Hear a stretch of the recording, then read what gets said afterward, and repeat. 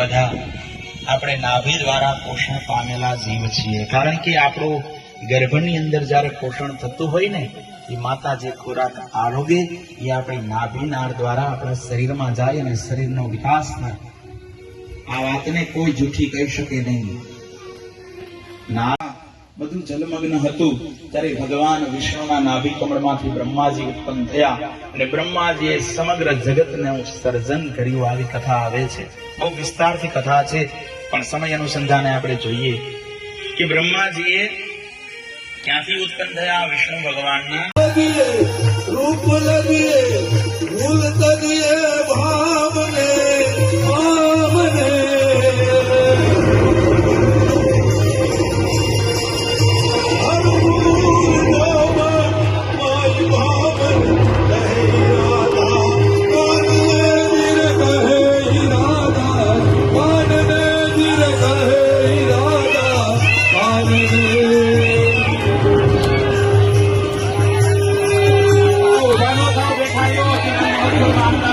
સૌ પોતાની જગ્યા ઉપર કર્યો, કોઈ મધુકી છોડશે નહીં.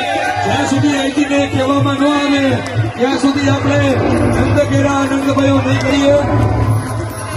ભાગવતજીની એક પ્રદક્ષિણા આપણે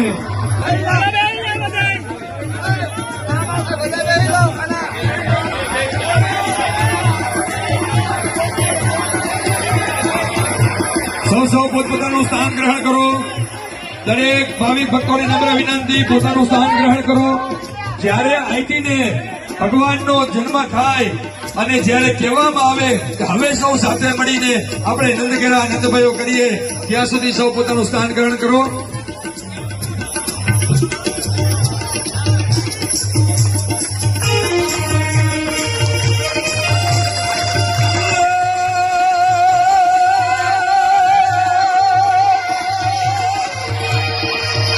સરસાર પારિય ધરિય માર પારિય અનુસાર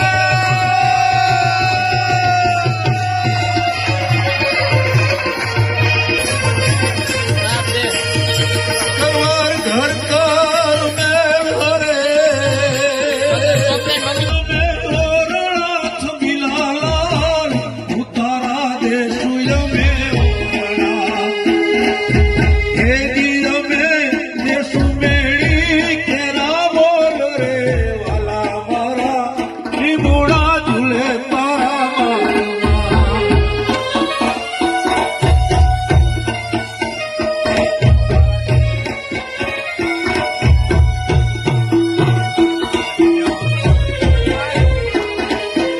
શાસ્ત્રીજી એની અંદર સહભાગી થાય અને એક આપણા ગામની અંદર એક પરંપરા ચાલુ કરી અને આજે આ બીજું વર્ષ છે. એટલે પેલા તો આપણે એનો ઘણો બધો આપણા ગામ વતી ગૌશાળા વતી એક ઉપકાર માનીએ છીએ કે આ સારા વિચારને અને સમસ્ત ગામને જોડી અને ગાયોની સેવાની અંદર જે એને આપણું કામ ચાલુ કરાવ્યું, આજે બીજું વર્ષ છે અને આજે આપણા શાસ્ત્રીજી પ્રવીણ મહારાજ આ બીજી સપ્તાહ વાંચે છે. તો પસવારી ગામ વતી ગોપાલ ગૌ સેવા મંડળ તરફથી હું એને શબ્દોથી આવકારું છું, તેમના પરિવાર તથા તેમને. હવે આપણા સાગર મહારાજજી પ્રવીણ મહારાજને શાલ ઓઢાડી અને સન્માન કરશે. તો ગયા વર્ષની જેમ આ વર્ષે પણ ફૂલ નહીં તો ફૂલની પાકડી દાનમાં બધા આપજો. બોલીએ દ્વારકાધીશ કી જય. ફૂલહાર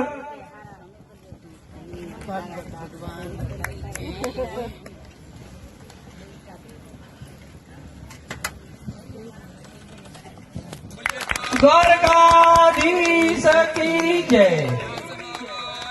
ભગવાન કી જય. બોલે દ્વારકાધીશ કી જય. ભાગવત ભગવાન કી જય.